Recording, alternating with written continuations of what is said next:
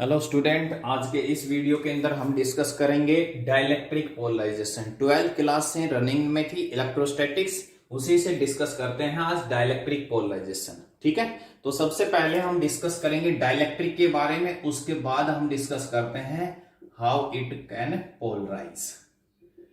तो सबसे पहले हम डिस्कस करते हैं एक बार कंडक्टर के बारे में। कंडक्टर आपने इस चैप्टर के अंदर पढ़ा है। कंडक्टर कौन सा सब्सटेंस होता है which allow the charge to pass through. ठीक है, इंसुलेटर कौन सा होता है which do not allow the charge pass through. ठीक है, बट अब तीसरा जो हमारे पास आता है दैट इज डाइलेक्ट्रिक। तो डाइलेक्ट्रिक जो है वो इनके बीच का हो गया। कहने का अर्थ क्या है, डाइलेक्ट्रिक चार्ज को अलाउ तो नहीं करता है कि अपनी बॉडी के अंदर से पास हो जाए, but they permit to exert the force on each other. ठीक है, मतलब you can say that dielectric is the substance which transmit the electric effect without conducting. ठीक है, जो इलेक्ट्रिक इफेक्ट को ट्रांसमिट करे विदाउट कंडक्टिंग। जैसे आपने फॉर एग्जांपल ग्लास, ठीक है, वैक्स हो गया, वाटर हो गया, ये आपके पास क्या है, डाइलेक्ट्रिक है। अब ये डाइलेक्ट्रिक जो होता है इसके अंदर जो चार्ज पार्टिकल है वो मूव नहीं करते हैं। ठीक है, बट तो they permit to allow the force exert on each other. ठीक है, या you can say that is the dielectric is a substance which can transmit the electric effect without conducting. Clear. तो डाइलेक्ट्रिक जो है हमारे पास से दो टाइप के होते हैं, एक तो पोलर और दूसरा हमारे पास होता है non polar. Polar and non polar. ठीक है, तो पोलर डाइलेक्ट्रिक जो पोलर मॉलिक्यूल्स कैरी करता हो, नॉन पोलर डाइलेक्ट्रिक जो नॉन पोलर मॉलिक्यूल्स कैरी करता हो। ठीक है, अब पोलर कौन से होते हैं, तो पोलर आपके पास कौन से होते हैं, तो कह रहा पोलर मॉलिक्यूल्स कौन से होते हैं, तो पोलर मॉलिक्यूल्स आपके पास वो मॉलिक्यूल्स होते हैं जिनमें centre of mass of positive charge coincide with the centre of mass of negative charge. ठीक है, जिनका आपस में डू नॉट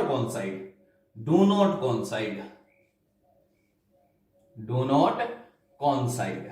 ठीक है, जिनका centre of mass positive charge, जैसे मैंने बताया अभी वाटर ले लेते हैं फॉर एग्जांपल, आपके पास है वाटर, तो वाटर जो है ये पोलर डाइलेक्ट्रिक में आता है। ठीक है, क्योंकि इसकी एक तो एसिमेट्रिक शेप होती है, जैसे यहां पर हाइड्रोजन ऑक्सीजन, एक बॉन्ड ये हो गया, एक बॉन्ड इधर हो, एसिमेट्रिक शेप, ये लगभग जो एंगल बढ़ता है ना 105 डिग्री का बढ़ता है। ठीक है, तो पोलर कौन से होते हैं, जिनका centre of mass of positive charge do not coincide with the centre of mass of negative charge, उसको हम बोलेंगे पोलर। ठीक है, और जिनका कोइंसाइड कर जाए, मतलब those molecules which whose center of mass coincide with the positive charge can coincide with the center of mass of negative charge। ठीक है, जिनका कोइंसाइड कर जाए, कहने का अर्थ है ऐसे सब्सटेंस, ऐसे मॉलिक्यूल्स जिनका centre of mass of positive charge coincide with the centre of mass of negative charge, उसको हम क्या बोलेंगे यहां पर, नॉन पोलर। ठीक है, आई बात समझ में। तो नॉन पोलर और पोलर, नॉन पोलर में जैसे आपके पास हाइड्रोजन, ऑक्सीजन, नाइट्रोजन, ये आपके पास है नॉन पोलर में आते हैं। ठीक है, इनका जो आपके पास जो पोलर होते हैं ना, इनका जो ऑर्डर होता है लगभग डायपोल मोमेंट का 10⁻³ के लगभग आपके पास होता है इसका डायपोल मोमेंट का। ठीक है, डायपोल मोमेंट का जो ऑर्डर होता है, एक तो इनकी एसिमेट्रिक शेप होती है, इनकी आपके पास सिमेट्रिक शेप होती है। ठीक है, जो नॉन पोलर्स होते हैं इनकी सिमेट्रिक शेप होती है, इनकी एसिमेट्रिक शेप होती है। ठीक है, तो ये तो हमारे पास जनरल था पोलर और नॉन पोलर डाइलेक्ट्रिक। अब हम बात करते हैं पोलराइजेशन की, हाउ इट कैन पोलराइज। तो ये पोलराइज कैसे होते हैं, तो वो देखिए, जब आपके पास इनके अक्रॉस आप इलेक्ट्रिक फील्ड अप्लाई कर देते हो ना, ठीक है, जैसे आपके पास हम बात करते हैं, सबसे पहले हम बात करते हैं पोलर की। तो जैसे ये मॉलिक्यूल्स हैं वो आपके पास इस टाइप से होते हैं।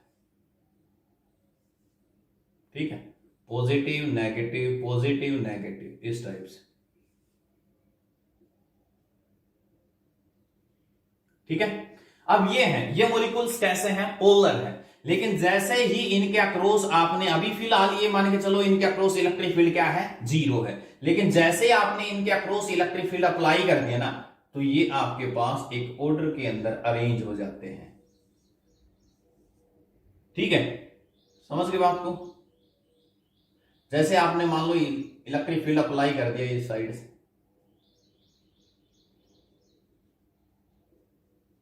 ये आपने इलेक्ट्रिक फील्ड अप्लाई कर दिया यहां पर, ठीक है, इलेक्ट्रिक फील्ड अप्लाई कर दिया तो ये इस टाइप से अरेंज हो जाते हैं। ठीक है, ये अपने आप को, इसका मतलब ये क्या हो गया, ये पोलराइज हो गए। ठीक है, यहां पर जैसे ये ख्याल, बहुत ही छोटे छोटे टीनी डायपोल होते हैं, इनका खुद का नेट जो डायपोल मोमेंट है उस, जैसे मैंने बताया अभी आपके पास लगभग जो डायपोल मोमेंट का यहाँ ऑर्डर होता है 10⁻³ कूलम के लगभग होता है। ठीक है, अब इनका टोटल मॉलिक्यूल्स की अगर हम बात करें, जो नेट डायपोल मोमेंट है वो इनका 0 होता है, लेकिन जैसे हम इलेक्ट्रिक फील्ड इनके अक्रॉस अप्लाई कर देते हैं तो ये पोलराइज हो जाते हैं। ठीक है, इस टाइप से ये आपके पास एक ऑर्डर के अंदर अरेंज हो गए, या यू कैन से दैट ये पोलराइज हो गए। सिमिलरली आपके पास नॉन पोलर होते हैं, ऐसे हम नॉन पोलर को ले लीजिए, नॉन पोलर के केस में भी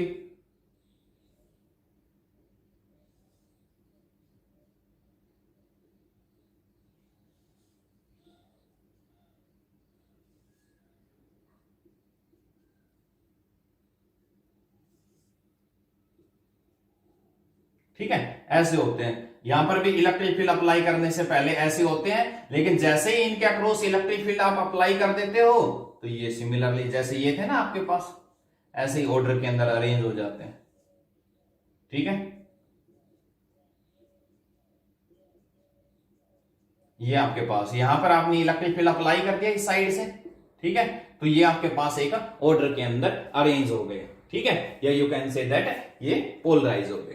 क्लियर हुई बात? अब हम एक डिस्कशन लेके चलते हैं यहां पर ससेप्टिबिलिटी के केस में, इसी का एक डेरिवेशन। तो हम यहां पर एक नॉन पोलर डाइलेक्ट्रिक को कंसीडर करके चलते हैं। ठीक है, और उसके अक्रॉस हम इलेक्ट्रिक फील्ड अप्लाई करते हैं। ये हमारे पास हो गया एक नॉन पोलर डाइलेक्ट्रिक सब्सटेंस।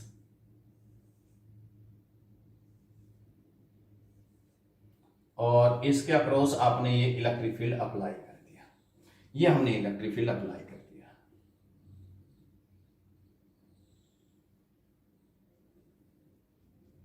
ये हमारे पास है नॉन पोलर डाइलेक्ट्रिक सब्सटेंस। ठीक है, और ये हमने इलेक्ट्रिक फील्ड यहां पर अप्लाई कर दिया इस डायरेक्शन, पॉजिटिव नेगेटिव। क्लियर हुई? तो ये हमारे पास एक नॉन पोलर डाइलेक्ट्रिक सब्सटेंस था। ठीक है, जिसके अक्रॉस आपने इलेक्ट्रिक फील्ड अप्लाई कर दिया। अब ऐसे ऐसे इसके अंदर बहुत सारे मॉलिक्यूल्स होते हैं, तो ये हमारे पास एक पर्टिकुलर रीजन हो गए जहां पर नेट आपका इलेक्ट्रिक फील्ड क्या होगा, 0 हो जाता है। ठीक है, लेकिन ये इधर इस वाल के साथ जो है पॉजिटिव चार्ज, इधर इस वाल के साथ है जो नेगेटिव चार्ज, इनकी वजह से एक इलेक्ट्रिक फील्ड इसके अंदर सेटअप हो जाता है, जिसको हम बोलते हैं इंड्यूस इलेक्ट्रिक फील्ड। ठीक है, तो ईपी हमारे पास क्या है, ये एक इंड्यूस इलेक्ट्रिक फील्ड है जो इस साइड में इसकी अपोजिट डायरेक्शन। ठीक है, so net reduce electric field कितना बचा आपके पास, वो क्या हो जाएगा, E=E0 माइनस ईपी। कहने का अर्थ है इनकी मूवमेंट होती है कब तक, जब तक इनका जो नेट, जो अप्लाइड और इंड्यूस इलेक्ट्रिक फील्ड है वो दोनों इक्वल नहीं हो जाते तब तक। ठीक है, तो ई हमारे पास क्या है, यहां पर रिड्यूस इलेक्ट्रिक फील्ड। तो यहां पर ऐसे इसके अंदर बहुत सारे टीनी मॉलिक्यूल्स होते हैं, तो यहां पर हम मान के चलते let n is the number of atom per unit volume.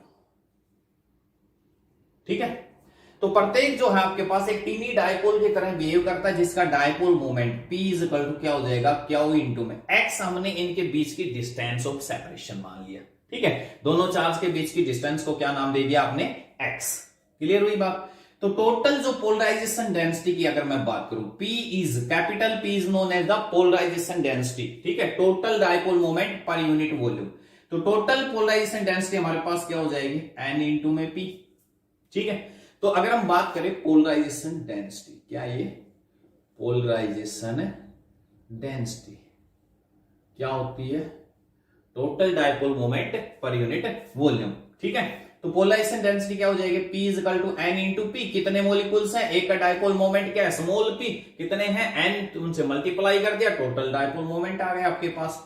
ठीक है। अगर मैं इसकी यूनिट निकालूं तो यूनिट क्या बनेगी, एन नंबर ऑफ स्किट, कुछ होगा नहीं, पर यूनिट वॉल्यूम, वॉल्यूम की क्या हो जाएगी metre cube, P dipole moment की, चार्ज की कूलाम, एक्स की मीटर, मीटर से मीटर कैंसिल आउट, पावर 2 बच गई, क्या बच गया कूलाम पर मीटर स्क्वायर, और कूलाम पर मीटर स्क्वायर किसकी होती है, सरफेस चार्ज डेंसिटी सिग्मा। ठीक है, समझ में आई बात। तो इसका मतलब पोलराइजेशन डेंसिटी आपकी किसके इक्वल होगी, सरफेस चार्ज डेंसिटी सिग्मा के। ठीक है, अब कह रहा है जो इसकी पोलराइजेशन डेंसिटी है ना पी, ये डायरेक्टली प्रोपोर्शनल होती है रिड्यूस इलेक्ट्रिक फील्ड के। ठीक है, जो पोलराइजेशन डेंसिटी है वो डायरेक्टली प्रोपोर्शनल होती है रिड्यूस इलेक्ट्रिक फील्ड के, और इस प्रोपोर्शनलिटी की जगह हम कांस्टेंट की जगह यहां पर हम यूज करते हैं काई, और इसको डायमेंशन लेस बनाने के लिए क्या यूज करेंगे, एप्सिलॉन। क्या बोलेंगे इसको, काई। ठीक है, ये हम इसको, और इसको डायमेंशन लेस के लिए हम इसको क्या करेंगे, एप्सिलॉन से मल्टीप्लाई कर देंगे। क्लियर हुई बात। अब यहां पर हम एक बार आते हैं, E इक्वल टू क्या मिला था हमें, ई नोट माइनस ईपी। ईपी को आप ऐसे नहीं लिख सकते क्या, सिग्मा अपोन में एप्सिलॉन। ठीक है, पीछे आपने पढ़ा है गॉस थ्योरम के अंदर से, तो सिग्मा अपोन इसके इनसाइड मीडियम लाई कर रहा है, मीडियम लाई कर रहा है, तो क्या आ जाएगा सिग्मा अपोन में एप्सिलॉन।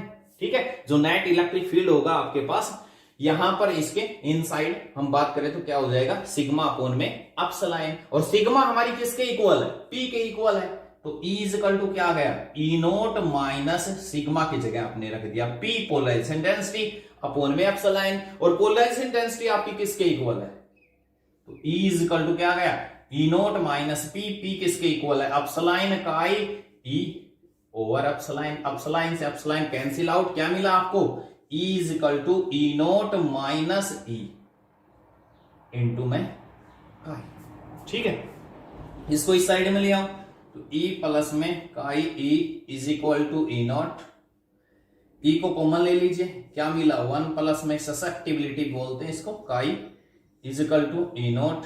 ठीक है, तो ये हमारे पास एक फाइनल रिलेशन आ गया, 1 प्लस में susceptibility chi is equal to E naught over E, और ई नॉट ओवर ई को हम क्या बोलेंगे यहां पर, डाइलेक्ट्रिक कांस्टेंट की। ठीक है, तो आपसे ये रिलेशन भी पूछा जा सकता है, dry relation between susceptibility and dielectric constant.